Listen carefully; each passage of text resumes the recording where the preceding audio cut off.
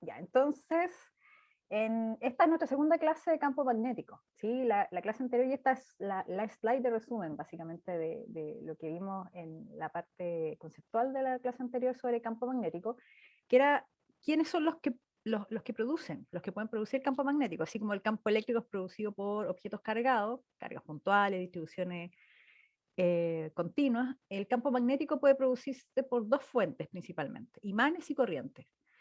Y como lo dijimos en la clase anterior, nosotros no vamos a ver imanes, no vamos a ver propiedades de materiales ferromagnéticos, ni estos que pueden ser permanentes o naturales o artificialmente fabricados, sino que lo que vamos a ver principalmente en este curso es el campo magnético generado a partir de corriente. Porque de hecho el foco del curso al final, hacia el final del semestre, lo que vamos a ver es justamente cómo se relaciona la parte magnética con la parte eléctrica. Y eso se refleja mucho mejor cuando hacemos el análisis de corrientes generando campos magnéticos. Entonces, esta slide lo que les muestra es esa parte de imanes y corrientes. Acá están las dos situaciones, donde tenemos a la derecha el imán donde las líneas de campo, a ver, ahora que instalé la tablet en este computador nuevo, déjenme cambiar aquí.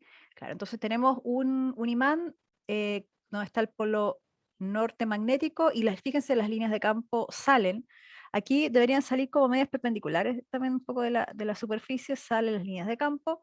También la misma idea de las líneas de campo del campo eléctrico, que es que cuando se separan este espacio aquí mayor de separación versus este espacio menor de separación, tiene que ver con la intensidad del campo. O sea, si yo dibujo los vectores campo eléctrico, por ejemplo, aquí dibujaría un vector grande, porque están más juntas las líneas, así que su intensidad es mayor, y cuando me coloco en un lugar más lejos, como están más separadas las líneas, entonces el campo magnético es más cortito, menos intenso.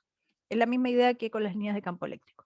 La diferencia está en que en el caso magnético tenemos siempre dipolos, dos polos magnéticos. Nunca en la naturaleza encontramos un polo norte separado de un polo sur magnético. Siempre están, material se magnetiza como el imán, o hay una corriente circulando como este aro de la izquierda, y lo que tenemos entonces aparece automáticamente un polo norte y sur. Si se divide el imán, si se corta, lo que voy a tener entonces son dos imanes que aparecen norte-sur, norte-sur. Siempre entonces se reconstruye la idea de un dipolo magnético. Y claro, y este que es el imán, también se puede recrear a través de corriente, con la misma idea de dos polos, norte y sur, con la idea de las líneas de campo saliendo del norte magnético y entrando al sur magnético. Y es cuando yo tengo entonces una corriente aquí está como si fuera un disco, pero pueden considerar que es un alambre, como sale aquí en la foto. Y tienen entonces a través del alambre circulando una corriente de esa manera. Y al circular de esa manera una corriente, entonces se genera, por el hecho de que está circulando, entonces se genera un campo magnético. Vimos una demostración grabada donde salía el cable, había un cable donde se hacía circular corriente y poníamos una brújula, ¿se acuerdan?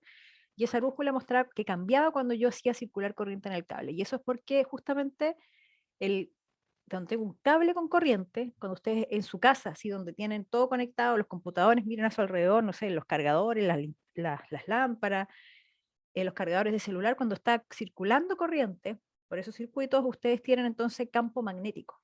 De hecho, cuando ustedes tienen corrientes que son muy, muy altas, los testers, que son esas cajitas, no sé si las han usado en los laboratorios, que son para medir corriente, normalmente cuando las corrientes son muy altas, altas estamos hablando de, no sé, 10 amperes, 20, 30, 50 amperes, ya no se utilizan esas cajitas. Y lo que se hace es medir en forma indirecta la corriente. Entonces, si yo tengo un alambre metálico aquí como se ve este de cobre, que lleva una corriente, para yo medir la corriente que está circulando, porque es una corriente tan alta, que en realidad es medio peligroso meterse ahí a interferir en eso, lo que yo hago es medir el campo magnético. Y el aparato que se usa, bueno, no tengo la foto acá, pero es como una especie de pinza.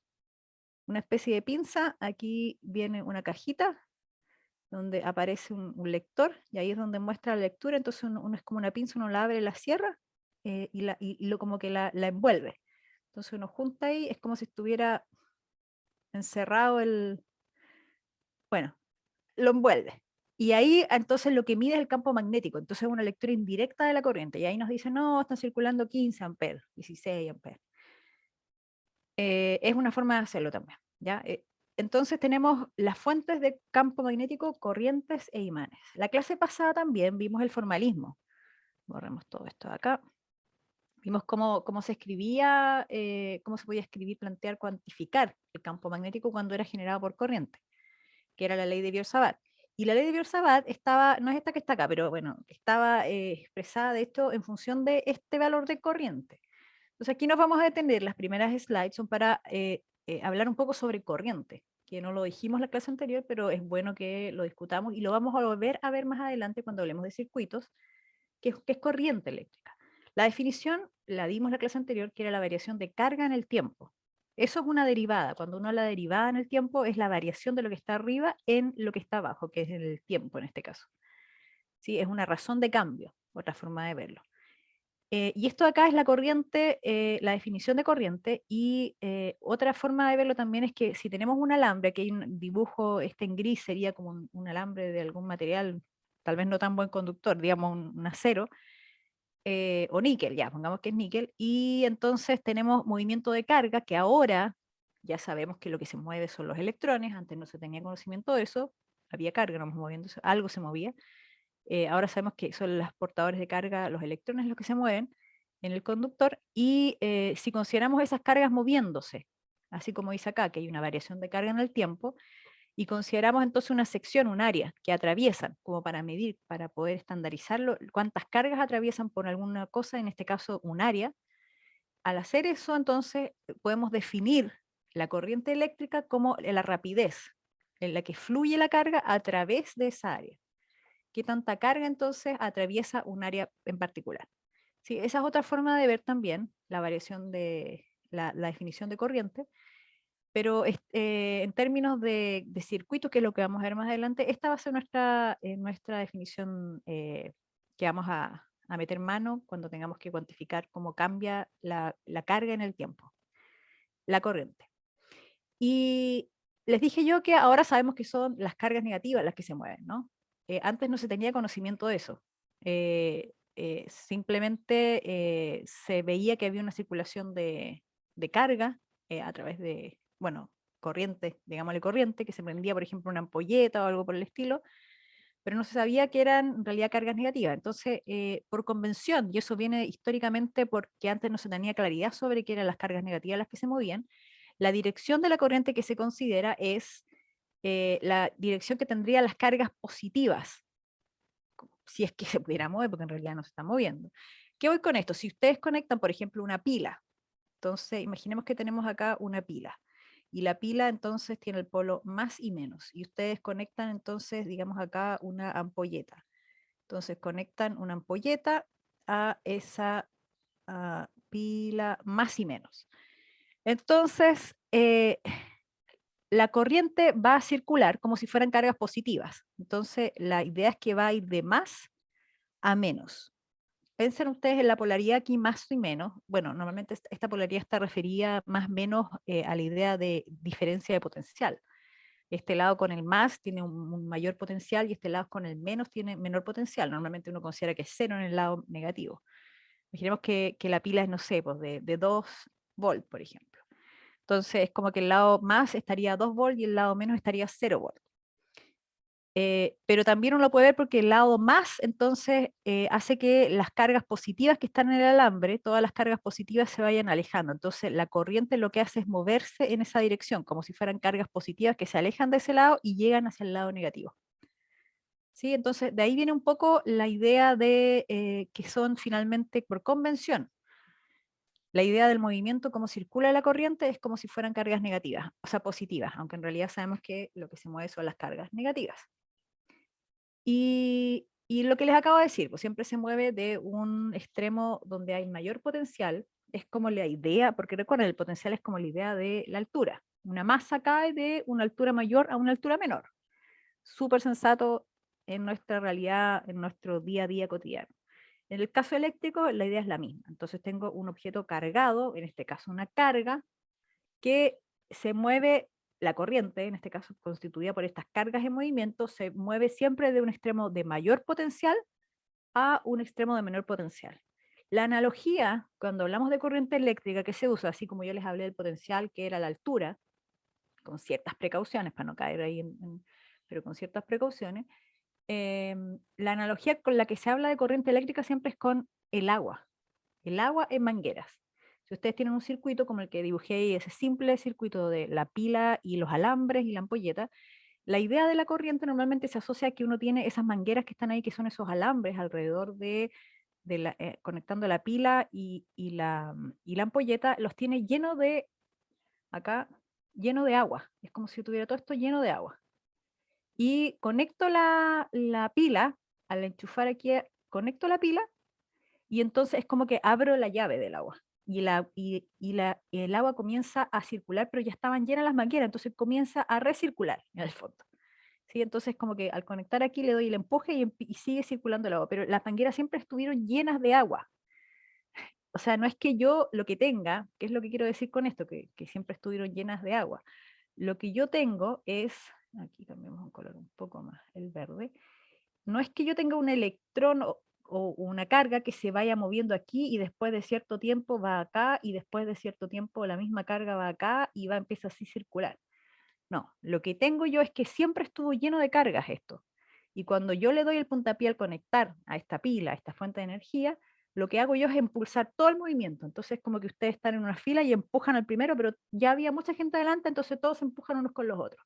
Eso es lo que pasa cuando hay corriente eléctrica, ¿sí?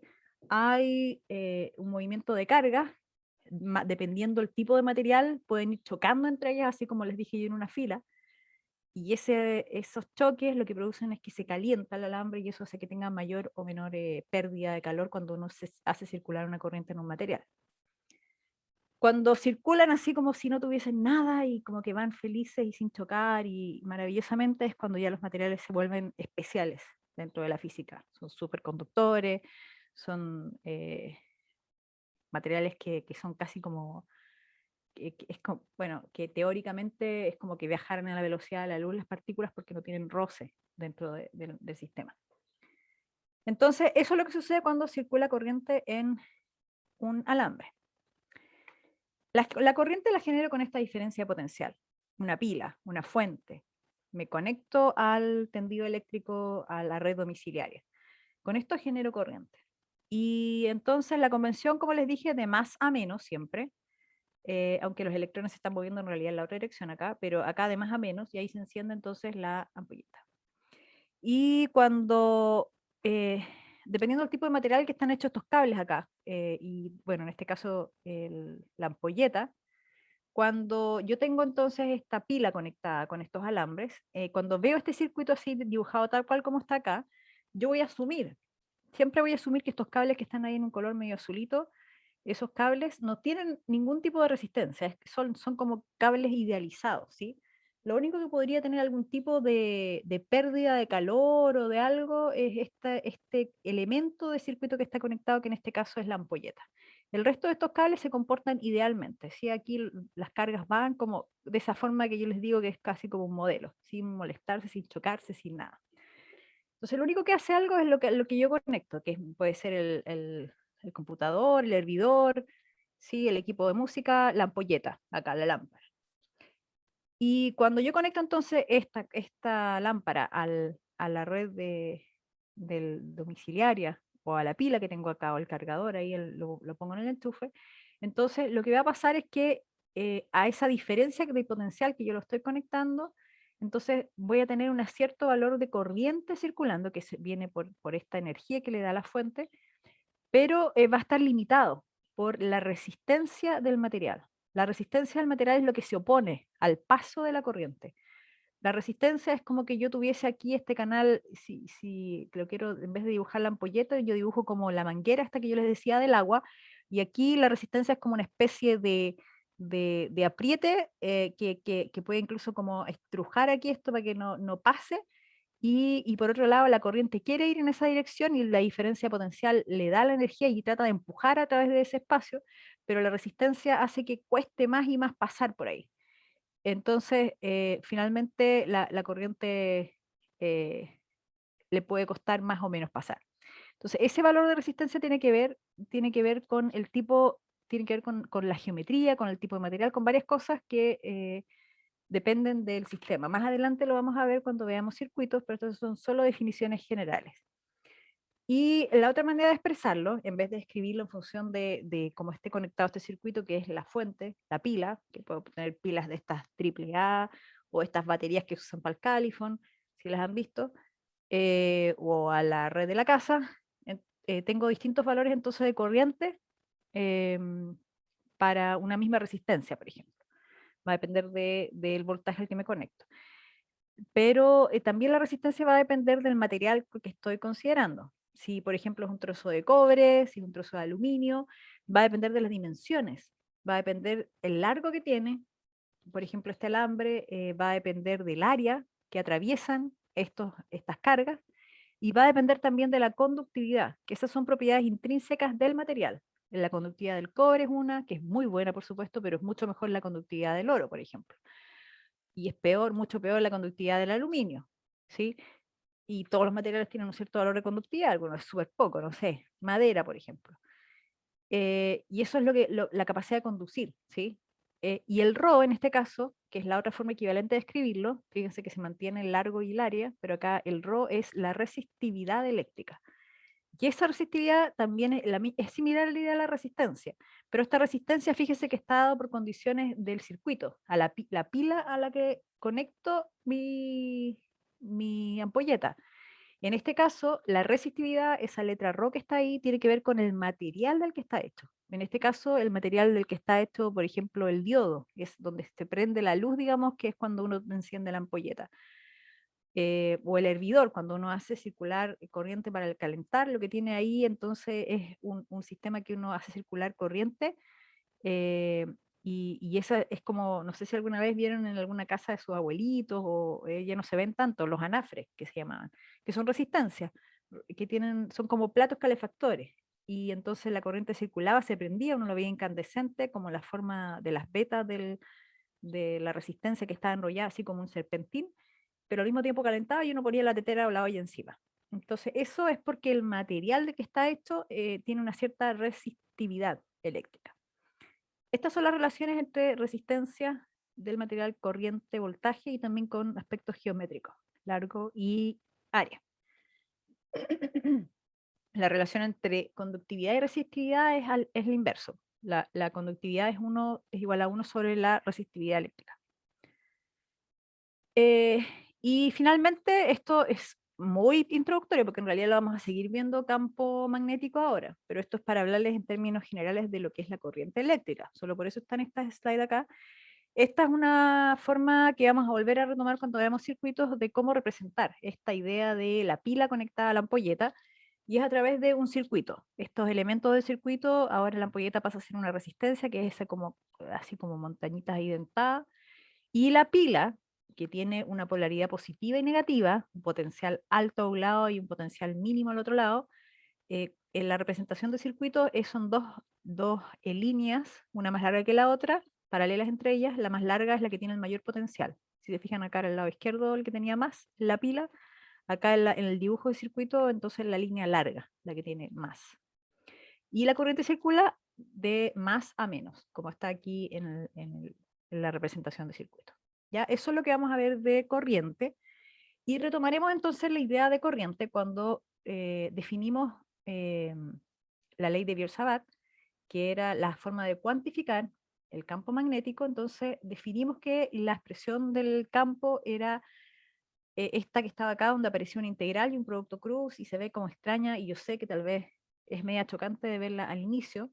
Tratamos de mirarla con cariño en la clase anterior, desglosándola y comparándola con el campo eléctrico. Dijimos que esta constante de acá era la misma idea que el 1 sobre 4pi, y de hecho está el 4pi, hay el 1 sobre 4pi, epsilon 0 que estaba en el campo eléctrico, que todo esto también se escribía como la constante K. ¿Sí? Acá también está todo escrito de esa forma, mu 0 sobre 4pi. La integral, que les dije que no me gustaba mucho cómo estaba escrito, porque en realidad prefería dejar el i dentro, por lo menos para esta primera parte. Teníamos arriba entonces, dentro de la integral, arriba teníamos un producto cruz entre dos vectores. El r cuadrado seguía siendo el mismo r cuadrado del campo eléctrico. El campo eléctrico tenía un r cuadrado, pero el campo eléctrico tenía un dq, ¿se acuerdan? Y un r tongo.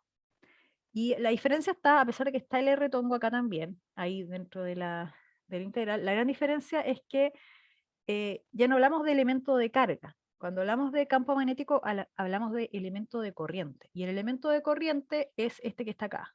Corriente, el valor, la magnitud, que es I, por una cantidad que es vectorial. Una unidad, un vector que es unitario, que es dl, que define la dirección en que circula la corriente. Ese es nuestro equivalente a nuestro dq.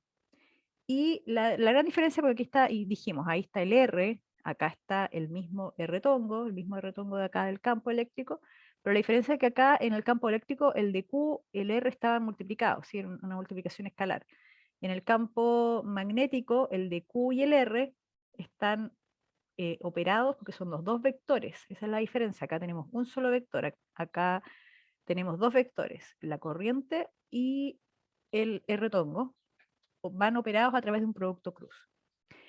El producto cruz, lo que les dice a ustedes es que si tienen dos vectores, un vector, por ejemplo, A, y un vector B, que están en el plano, por ejemplo, de la pizarra, del computador, de su pantalla, entonces el producto cruz entre A y B es un vector que sale, los mira hacia ustedes. Ese es el resultado de hacer el producto cruz entre A y B.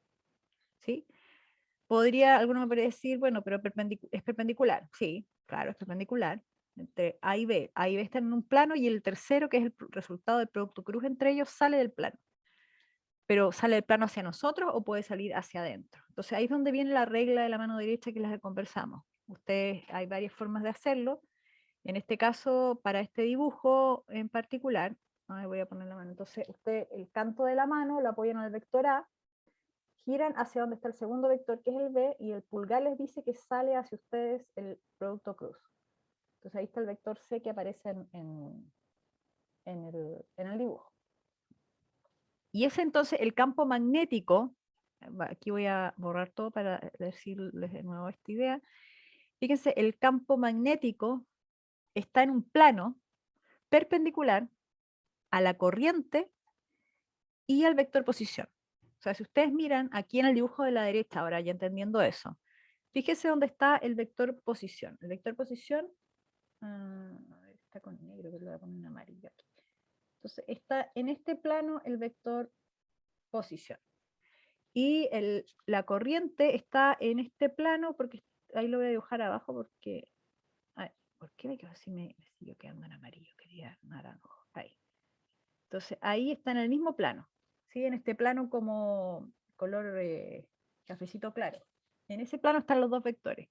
La corriente, el IDL, y este vector amarillo que es el vector, bueno, la dirección del vector unitario es la misma dirección del vector posición, por eso es que lo dibujé ahí. En realidad el unitario está acá, es la misma dirección, pero es más chiquito. Entonces está el producto cruz entre ambos vectores, que es el campo magnético, entonces está perpendicular a esos dos vectores. Y fíjense que perpendicular puede ser hacia arriba o hacia abajo. Y en este caso en el dibujo está claro que es hacia abajo, el vector azul está dibujado hacia abajo, pero veamos entonces lo que aprendimos recién. El vector IDL, con la regla de la mano derecha, va para allá. El vector R tongo va en la misma dirección de posición, así que va para allá. Y de acuerdo a lo que les acabo de decir, con la mano, ustedes aquí giran el canto de la mano, la colocan, por acá lo tengo, por atrás de mi mano, el IDL, y giro hacia donde está el vector R. Y ahí entonces mi pulgar apunta hacia adentro. Entonces por eso es que aquí están como en perspectiva, pero por eso es que apunta hacia abajo donde están los dos. Si yo los mirara de frente es como que va hacia adentro aquí, el vector. Camila, ¿tienes pregunta? Cuéntame. Profe, no entiendo por qué el vector IDL va por regla de la mano derecha hacia allá. Me confundo. Por regla de la mano derecha, a ver, es decir, me gustaría, entonces, a ver, el R, el producto cruz entre R tongo y corriente, que es el inverso. Tú apoyarías la mano en el vector R, el canto de tu mano en el R, y girarías hacia el DL, ¿cierto? ¿Ese te queda claro o no? Apoyo el canto de la mano derecha. ¿El verde o el amarillo? El verde. A ver, vamos a cambiar los colores para que se entienda. Entonces, aquí, apoyas el canto de la mano en este vector, el verde que estoy dibujando ahí, el R tongo. ¿Ya? Y giras tu mano hacia donde está el IDL. Lo que estoy diciendo ahora es lo contrario de lo que es el campo, ¿eh? R tongo, IDL. Es para ver, porque es más fácil este producto cruz con la mano derecha. Apoyo el canto en el R tongo y giro hacia donde está mi IDL. ¿Se entiende el giro? Apoyo el canto en el primero y giro hacia donde está el otro. Entonces mi pulgar, que apunta hacia mí, me dice hacia dónde apunta el producto cruz R, cruz IDL. ¿Sí? Sí. Para el otro producto, me doy vuelta, sigo usando la mano derecha. Apoyo entonces. A ver, déjame hacer el... ¿Dónde está mi plumón? Aquí. Profe, que se ve invertido todo ahora, lo que está haciendo ahora sería R a la Sí. corriente. Ah, es porque se ha invertido ya, pero lo hacemos aquí en la Sí, pizarra. pero se entiende, se entiende. Este es R tongo y este es IDL. Así está, ¿no? A ver. Sí, así Claro. mismo. Ya. Entonces uno apoya la mano, el canto de la mano, en el primer vector y gira hacia donde está el segundo. Y el pulgar te dice que va entonces hacia afuera. ¿Se ve eso, no? Sí, profe. Sí, Ya, se ve. entonces, para el otro, en la dirección contraria, porque lo que acabo de hacer es el R, cruz, y DL. R, cruz, y DL. Y el pulgar hacia afuera. Pero si quiero hacer lo contrario, que es lo que en realidad es el campo eléctrico, que es DL, y de L cruz R. Si quiero hacer ese producto cruz, entonces la mano así ya no me sirve, no me va a dar. Entonces lo que hago es cambiar la orientación de la mano, al otro lado. El canto es como si la tuviera por el lado de atrás de la pantalla, de la pizarra. Entonces giro la mano, mi canto de la mano está ahora en la orientación del DL y la giro hacia donde está el vector R tongo. Y entonces mi pulgar entra. Y eso es lo que, sí, esa es la idea de la regla de la mano derecha, y por eso es que me gusta la idea del giro, porque a veces con la idea del 3 dedos así como cuesta, y a veces como que uno cambia los dedos de ubicación, entonces más difícil. Pero con el giro es más natural ver que la dirección del producto cruz la da el pulgar. Entonces, bueno, eso es con borremos acá todas estas mallas. Ahí. Y cuantificamos entonces la expresión de Biot-Savart. Y de hecho hicimos un ejercicio, la clase anterior, donde hicimos un segmento recto. Revísenlo porque ahora no lo vamos a alcanzar a repasar. Vamos a hacer otro ejercicio de otro tipo de distribución de corriente. Porque aquí la idea está la expresión de campo eléctrico que dijimos que era la símil a esta, que era el campo igual a 1 sobre 4 pi epsilon 0 y el de QR. Esta expresión que está acá era cuando teníamos una distribución continua de carga. Esta expresión de Biot-Savart es cuando tenemos una distribución continua de corriente, de carga moviéndose. O sea, que está aquí en realidad no está escrita ahí, pero la corriente ya la definimos, es la variación de carga en el tiempo. Entonces, en realidad es como si se parecen un poco. Aquí está el dQ abajo en el campo eléctrico y aquí está el dQ sobre dt, la variación de la carga en el tiempo. Entonces, claro, cuando tenemos distribuciones continuas de corriente, o sea, hay corriente circulando, usamos entonces esta forma de calcular el campo magnético. Y en este caso tenemos que es continuo, que va por un alambre circulando, como este alambre amarillo. La clase anterior vimos un alambre que tenía una extensión de, no sé si eran 2A o algo así, calculábamos el campo en un punto arriba y después veíamos que el campo en el punto abajo también podíamos deducir la dirección con la regla de la mano derecha. Y eso era porque, bueno, acá, insisto, me gusta más esta idea de la mano girando y apuntando el pulgar hacia arriba. Si yo tengo una corriente circulando, como está acá en este alambre azul, hacia arriba, que el pulgar siempre me da la dirección de algo recto, entonces si yo pongo el pulgar siguiendo la dirección de la corriente, acá la corriente como sale en el dibujo, entonces el giro de mi mano derecha me va a decir cómo están las líneas de campo alrededor. tal cual como está ahí en el dibujo. Campo hacia arriba. Si tengo lo que tengo girando, como en el ejemplo inicial, ¿se acuerdan que cuando partió la definición y volvimos a escribir volvimos a hacer los dibujos, lo que tenía era un anillo con corriente circulando, ¿se acuerdan?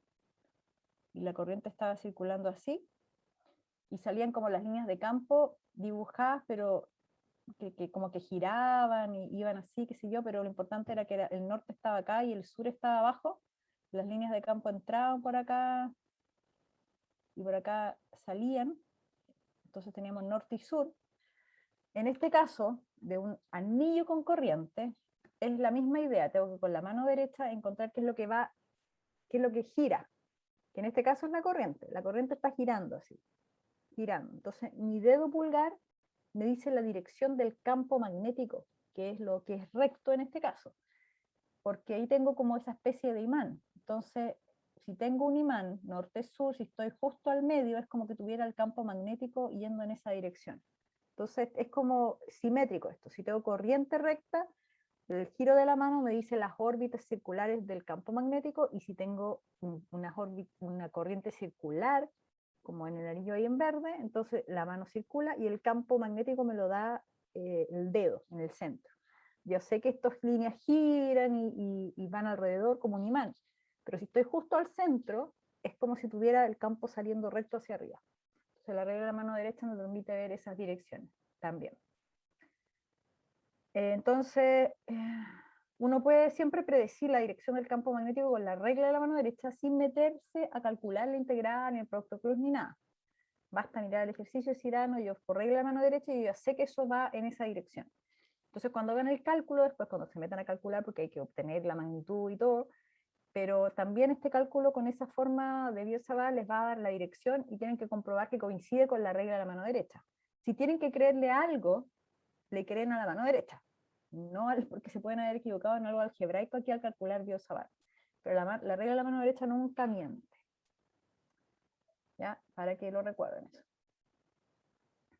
Entonces, esto vamos a hacerlo como ejercicio porque no da para hacerlo colaborativamente. Tengo entonces un anillo. Este anillo que lleva corriente, está circulando ahí como lo ven de esa manera. No sé si logran ver bien cómo está. Fíjense en algo interesante, no sé si ustedes ya lo sabían, pero por ejemplo, como están definidos el eje X y Z tiene que ver con los productos cruz. El producto cruz entre X e Y es Z. Entonces, por regla, aquí lo que voy es que el producto cruz entre el vector Y tongo con el J tongo es igual al K tongo. ¿Sí? Eso es, esta es una Y.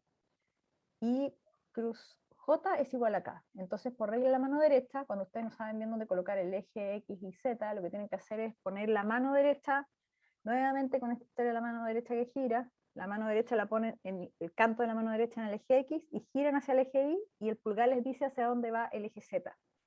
¿Sí? Que es entonces el resultado del producto cruz entre este eje X, eje Y, Z saliendo. Así que ahí podrían cambiar ustedes la ubicación, el eje X podría ir hacia arriba y el Y hacia frente, entonces los gira la mano y sale en la otra dirección al eje Z. Así es como uno define. Y de hecho este producto cruz está aquí, el Y cruz J cruz K, hay una forma de recordar todas las combinaciones posibles, al menos así yo me lo aprendí, que si ustedes tienen I, J, K, los productos cruz van siempre en esa dirección. Si yo hago el producto cruz entre I y J, me da K. Si yo hago el producto cruz entre J y K, me da I. Y si hago el producto cruz entre K e I, me da J. ¿Sí? Este es como el círculo para calcular los productos cruz. Pero si voy en la dirección contraria, si lo que me piden es el producto cruz entre I, si me dicen I cruz K, el resultado sigue siendo J, pero menos J, cuando voy en la dirección antihoraria. Si me piden el producto cruz entre K y J, el resultado es I, pero menos I. K cruz J es igual a menos I. Y si me piden entre J cruz I, es menos K. ¿Sí? J cruz I es menos K. Entonces, con esta ruedita aquí ustedes pueden calcular todos los productos cruz en todos los unitarios, en el menos en cartesiana. También se puede hacer con polar y con todas las otras, pero hay que tener cuidado ahí con la escuela. Entonces, en este ejercicio tenemos el anillo, y lo vamos a analizar parte por parte para resolverlo, porque lo que nos piden es el campo magnético acá, en el centro, justo en el centro, que yo ya les adelanté más o menos qué dirección tenía, pero no piden calcularlo, así que, bueno, para hacerlo, vamos a primero hacer una pregunta conceptual, de hecho, que es esta. Consideren un pedacito del anillo completo. El pedacito va a ser el que está justo arriba, considerando que va desde menos z a z, o sea, va justo ahí arriba, va como si fuera un pedacito recto, pero que va hacia los z positivos. Y entonces la pregunta es, considerando eso, que es, va en esa dirección, solo ese elemento de corriente, ¿cómo es la dirección justo en este punto de acá abajo, la dirección del campo magnético? Esto solo con la regla de la mano derecha. ¿Cómo es la dirección ahí? Fíjense que esto es lo que va recto, la corriente. Y me piden el campo aquí abajo. Entonces voy a lanzar la encuesta. Acá, fíjense bien, analícenlo. Entonces lanzo la encuesta. Ahí está. Ya, ahí está lanzada la encuesta. Entonces, fíjense lo que va recto es la corriente. Con la mano derecha uno tiene algo que gira y algo que va recto. Entonces va recto la corriente arriba y necesito saber la dirección del campo abajo.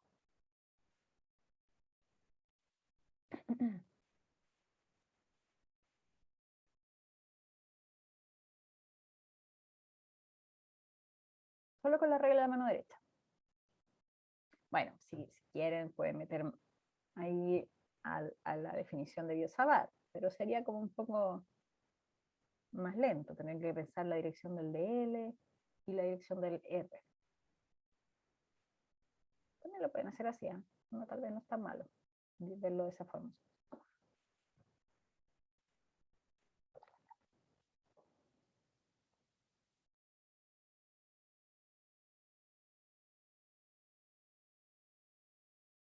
Ajá. Una más que ote, uno más. Y cerramos la votación. Ya, vamos a finalizar entonces. Les comparto los resultados. El 64%, de acuerdo a la votación, dice que es la A. Muy bien, me parece excelente. Porque la idea es la siguiente. Usted acá, lo voy a dejar de compartir, cierro esto. Lo que ustedes tienen, entonces, de acuerdo a la regla que yo les dije de la mano derecha, con esta idea de que gira lo recto, lo que tienen recto entonces es la corriente. Yo sé que estás viendo como... A ver, yo tengo que dibujarlo en la pizarra, porque si no esto es muy raro. A ver, nunca he podido dibujar bien una mano, así que esto aquí no va a funcionar, pero es como... Al menos yo entiendo igual, o sea, hay que invertir la vista nomás. Esta es como las manos así. Así. Qué horrible la mano. Manito de empanada. Manito de empanada, qué. Ya, pero ahí está el dedo pulgar y acá está la mano como... Ya, pero entonces la mano va así, el pulgar apunta en la dirección recta. ¿Sí? En la dirección que va recta la corriente. Y el giro de la mano me dice cómo va el campo magnético alrededor. Entonces ya, si me borré esa cosa fea que me quedó ahí. Porque claro, la idea es la siguiente, el que está generando el campo es ese elemento de, bueno, lo de arriba, ese elemento de corriente. Entonces, lo que está sucediendo, lo que va alrededor son órbitas de campo. El campo, si yo dibujo las líneas de campo, van así todas. Y van girando de acuerdo a la regla de la mano derecha. El pulgar va en la dirección Z positivo, entonces el giro de la mano me dice, traten de verlo si les coincido o no, aquí no se puede más gruesa la línea. Oh, qué grueso es, ahí. Entonces así va la línea, así va el campo, va en esa dirección el campo alrededor. Aquí debería ser más grande los vectores y se achicando en la medida que me voy alejando. ¿sí? Pero va en esa dirección porque es la regla de la mano derecha, da el giro y el pulgar dice que hacia allá va la corriente. ¿Les queda claro eso? ¿Se entiende? La idea de la mano derecha para encontrar la dirección. Entonces, cuando yo estoy justo aquí abajo, que es el punto donde me están preguntando, porque me están preguntando aquí, justo aquí. Entonces, estoy justo abajo en la órbita. Y en la órbita, y aquí el verde de nuevo, ahí. Cuando estoy justo pasando aquí abajo, tengo esta, guardamos todo mejor, tengo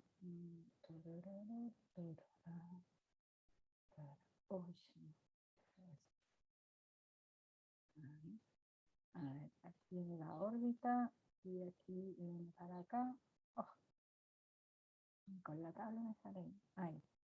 Ya, entonces, fíjense que ahí va el eje X, entonces cuando estoy aquí arriba el campo va así, después sigue hacia abajo, ¿qué me está quedando? Hacia acá, y aquí hacia acá, y aquí hacia acá, y así está como en perspectiva. ¿Sí? Piensen aquí que el eje de esto está así, como está el eje X. Entonces, por eso justo aquí abajo, cuando está en el origen, que es lo que me están preguntando, el campo va hacia las X positivas. Ya. Después de tanta discusión, entonces tenemos la alternativa correcta, la A. La siguiente pregunta conceptual, porque vamos parte por parte para el anillo. Entonces, la pregunta 2 es si ahora yo me muevo y considero el segmento que está aquí a este extremo del anillo.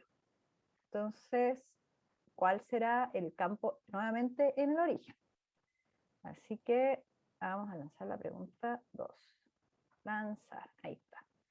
Entonces, ¿cuál es la dirección? Nuevamente, regla la mano derecha, lo que va recto es la corriente, piensen entonces cómo va el campo magnético alrededor, o bien miran directamente la expresión de Biot-Savart, miran la dirección del DL, miran la dirección del R-tongo. Y hacen el producto cruz. Esa sería la otra opción. Pero prefiero la regla de la mano derecha. La regla de la mano derecha, lo que va recto, el pulgar, la mano dice cómo gira. Entonces, imagínense ahí entonces las órbitas alrededor de la corriente.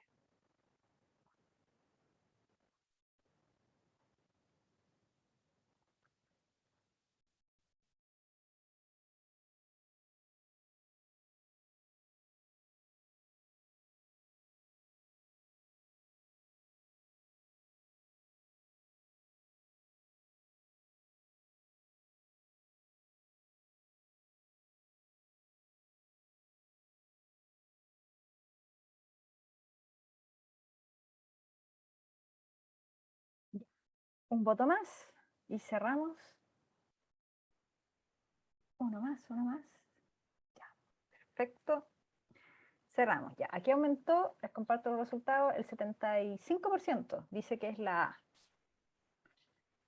¿Sí? Aumentó ahí la tendencia hacia la respuesta correcta. Muy bien, 75%.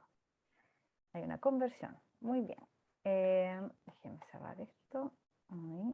Ya, entonces, ¿cuál es la idea? La regla de mano derecha nuevamente. Voy a tratar de que me quede bien el dibujo, pero está raro porque como está en perspectiva.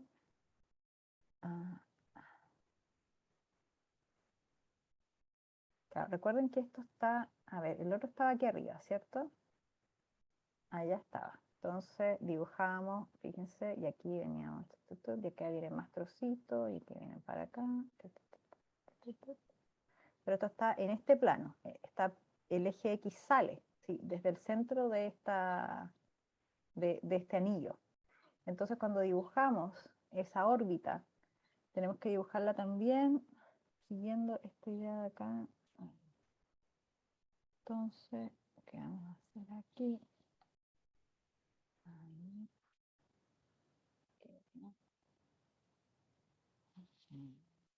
Que, ay, esta perspectiva es difícil.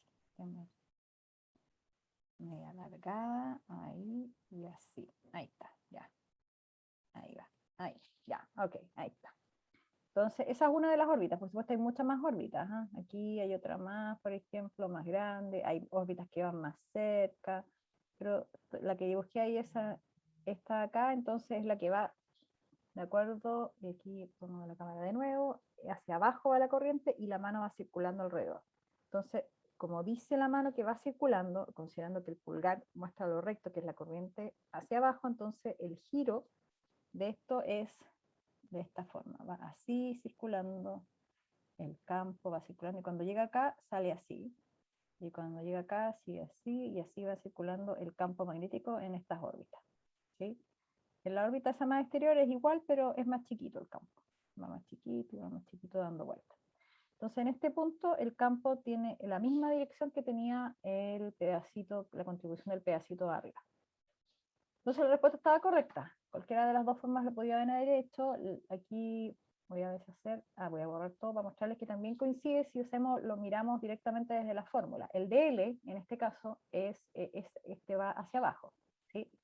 Lo puedo escribir incluso vectorialmente. El dl es un pedacito que va en la dirección y que tiene tamaños de y apunta hacia abajo, así que tiene dirección menos j tongo. Y el r tongo, en este caso, el vector R va desde el que produce, esa es la misma idea, la misma lógica que cuando vimos campo eléctrico, el que produce en este caso es la corriente, a donde estoy midiendo, que es en el centro. Entonces, esa es la dirección de mi vector R posición. Y el vector R tongo tiene la misma dirección, pues si es un vector, es como el vector, es el vector unitario, entonces va en la misma dirección. Esa es la dirección del vector R. ¿Y qué dirección esa? Aquí lo voy a escribir, la dirección, bueno, es el tamaño, aquí coincide con el eje, pero es la dirección menos z, apunta hacia los z, sí, menos k tongo. Entonces el producto cruz, no importa la magnitud, pero sí la dirección. Tengo entonces el producto cruz entre menos j y menos k. Menos menos queda más, y queda el producto cruz entre j y k. Entonces, volviendo a esta cosa que yo les dije, tengo el I, J, K hacia la derecha, I, cruz, J, K. En este caso tengo J, cruz, K, así que es I la respuesta. Y ahí tengo la dirección, entonces, que era la alternativa A. Entonces tengo esos dos caminos. Por supuesto que hay un análisis más algebraico, pero por eso la mano derecha les facilita más las cosas si van por ese lado. Y así uno puede hacer análisis segmento a segmento. Después, si uno mira, por ejemplo, el de abajo, la respuesta es la misma. Hacemos el producto cruz, el pulgar va hacia la dirección del I, el giro de la mano me dice que está saliendo, entonces viene hacia el eje X. Y si tomo el del extremo izquierdo, también me va a pasar lo mismo. Entonces, cada uno de los pedacitos en este anillo contribuye en la misma dirección, en la dirección y tongo. Ahí la dirección y tongo. Entonces, cuando se fijan que aquí lo importante era tener la dirección, porque aparece como el campo como B0, que todavía no se calcula, por I tongo. Pero al menos con la regla de la mano derecha ya sabemos entonces que es I tongo la dirección.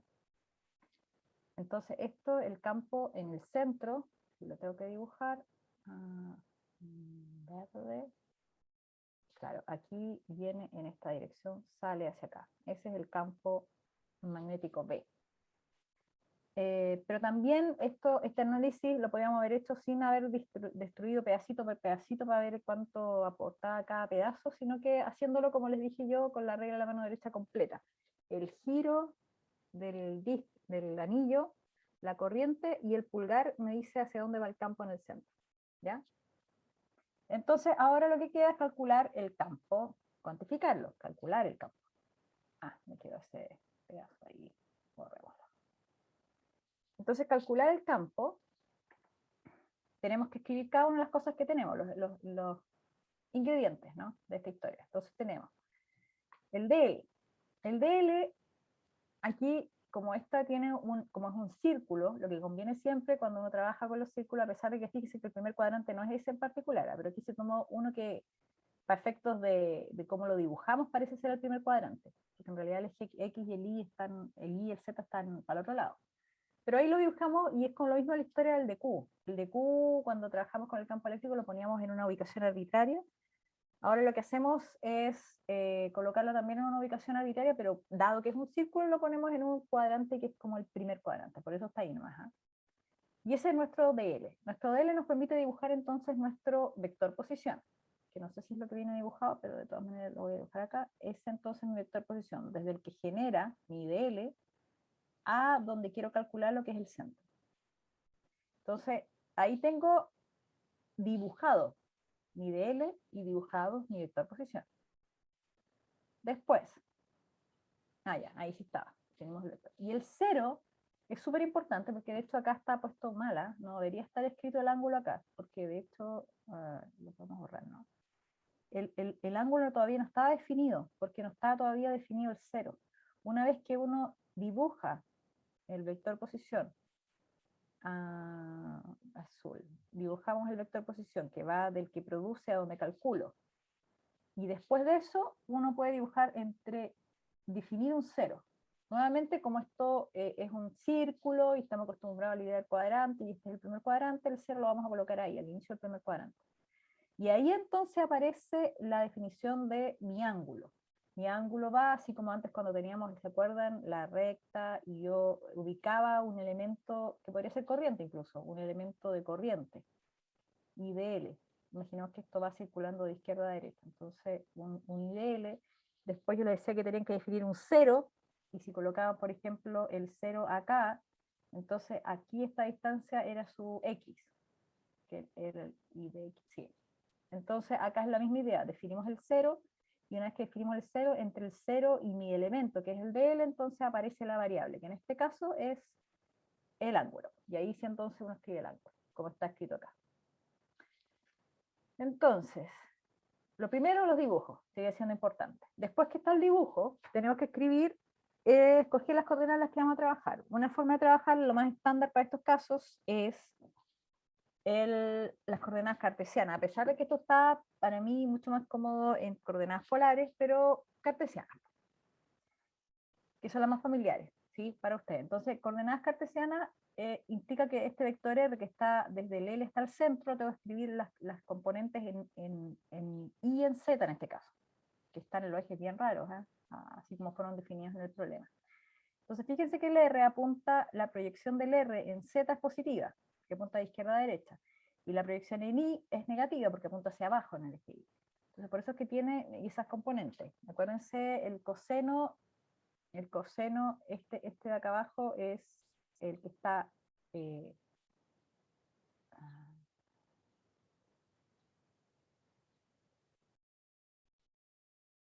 no, sí, está bien. me confundí con eso. Entonces, acuérdense, yo no sé si saben cómo usar los cosenos y los senos, pero yo siempre me lo aprendí de esta forma. El seno es siempre el que está opuesto. El coseno es el que está adyacente. Y la tangente es el opuesto partido por el adyacente. Entonces, en este caso, este vector azul que tengo aquí abajo es el que es adyacente al ángulo. Entonces, para poder encontrarlo, el adyacente es el coseno. Coseno adyacente. Entonces, R coseno. El otro que es el que está, aquí lo voy a poner en verde, este que es la proyección del vector R en el eje Y, que va hacia abajo, es el opuesto al ángulo. Y el opuesto es S, seno opuesto, so. Entonces, opuesto es seno. Ahora, este menos es porque este va hacia abajo y el eje Y está definido positivo hacia arriba. Entonces, la magnitud de este vector, bueno, aquí el anillo tenía un radio R, entonces el tamaño de ese vector rojo que está dibujado ahí necesariamente tiene que ser el radio del círculo, así que ni siquiera lo podemos calcular o mirar directamente en el dibujo, que es el radio del círculo. Si lo queremos calcular, tendríamos que hacer r cuadrado coseno cuadrado más r cuadrado seno cuadrado, y eso nos daríamos cuenta que es r cuadrado y factorizo, y entonces este seno coseno cuadrado es 1. Así que, y es como la raíz porque es el tamaño, entonces la raíz y me queda r, como está aquí. Estoy directamente mirando en el dibujo. Entonces ahí tengo el tamaño, porque aquí la expresión nos piden el tamaño, y además que para encontrar el unitario tengo que dividir esto por el tamaño, el vector posición por su tamaño, así que ahí estamos apuntando a encontrar ciertos elementos. Ahora, el DL es el que nos está faltando. El DL está en una ubicación súper extraña porque es como tangente, ¿sí? Está ahí justo en el borde. Entonces, cuando yo tomo un elemento de aquí estoy justo en el borde, entonces tomo un elemento de largo aquí. Entonces, justo como tangente. Ese elemento de largo que estoy tomando donde va la corriente, que va circulando hacia allá, va circulando la corriente, va tangente, pero los ejes X y Z, bueno, en este caso Y, Z, van hacia arriba y hacia la izquierda. Entonces, esto está como en un ángulo extraño. Entonces, ¿cómo lo proyecto? ¿Cómo lo escribo en los ángulos? Entonces, tengo que mirar las proyecciones en el dibujo. Aquí, mirar porque yo creo que lo hice. Sí, ahí está. Entonces, proyecto el vector, ese vector que yo le puse aquí un nombre tetatongo, que en realidad es ese vector. Si yo trabajara en polares, esa sería la dirección. Pero bueno, dejémoslo con que es un nombre solamente. Y lo proyecto en X, perdón, en Z y en Y. Entonces me queda en Z, me queda la proyección hacia abajo. A ver, ¿qué pasa aquí? Ahí, hacia abajo. Esta que está acá apunta en la dirección Z positivo. El ángulo, fíjense bien, ¿cuál es el ángulo acá? Porque aquí hay un enredo de ángulos. Pues fíjense que aquí lo voy a dibujar sobrepuesto para que se entienda. Ahí esa línea es la misma línea que estoy dibujando acá. Y esta línea que está acá, es esta línea que está acá, es esta misma línea que está punteada ahí. Y por ángulo correspondiente, este con este es el mismo. Entonces este de acá es el ángulo. Y este opuesto por el vértice con este es el mismo ángulo de ahí. ¿Sí? ¿Lo ven? ¿Y qué más nos falta? Entonces aquí tenemos que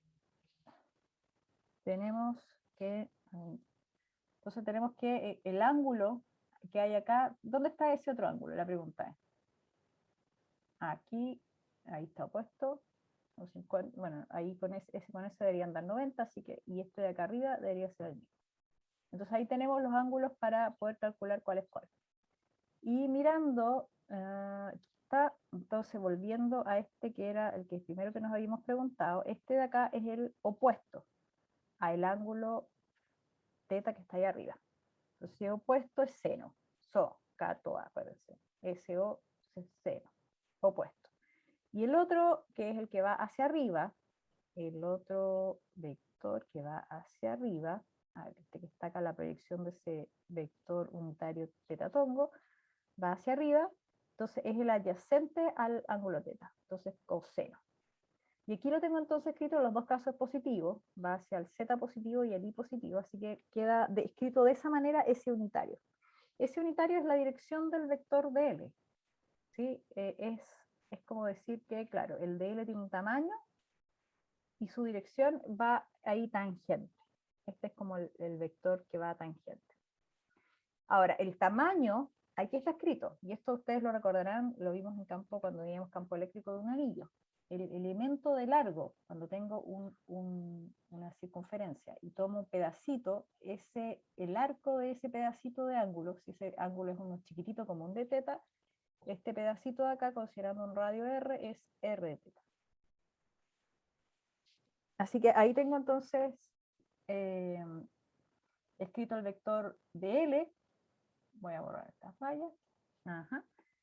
Y entonces hago el producto cruz, ahora ya sabiendo cuánto es cada uno. El R unitario, que lo tengo aquí escrito, es coseno catongo menos seno jotatongo, porque dividí esto dividido por su tamaño, y el de L, que es R de teta por esta dirección de acá. Entonces, en este caso, nos ponemos eso en un determinante aquí. Acuérdense como lo vimos en la clase anterior, tenemos que tapar esto y hacer aquí el producto cruz, o sea, la multiplicación, digo, entre coseno, menos seno por seno.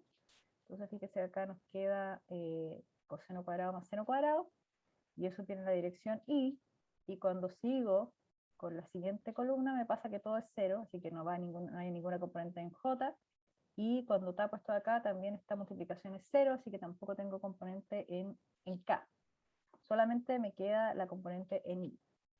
Y ahí entonces tengo coseno cuadrado más seno cuadrado, que es 1, y finalmente fíjense cuánto queda el producto cruz, una expresión mucho más simple, R de teta por la dirección que es y tongo.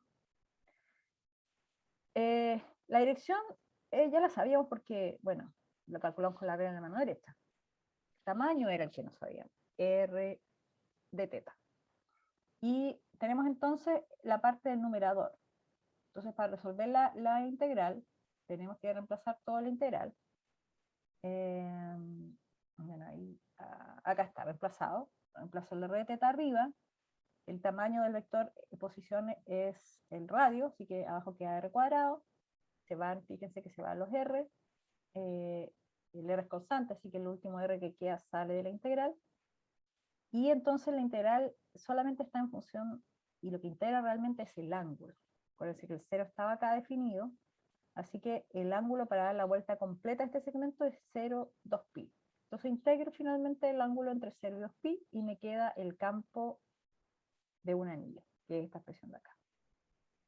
Entonces, nosotros ya sabíamos la dirección por la regla de la mano derecha, y lo que nos faltaba era esta expresión de acá, mu0i sobre 2r. Ese es el campo acá en el centro. El campo viene hacia nosotros, de acuerdo al giro de la corriente, viene hacia nosotros, y tiene esa magnitud, mu0i sobre 2r. Ya, excelente.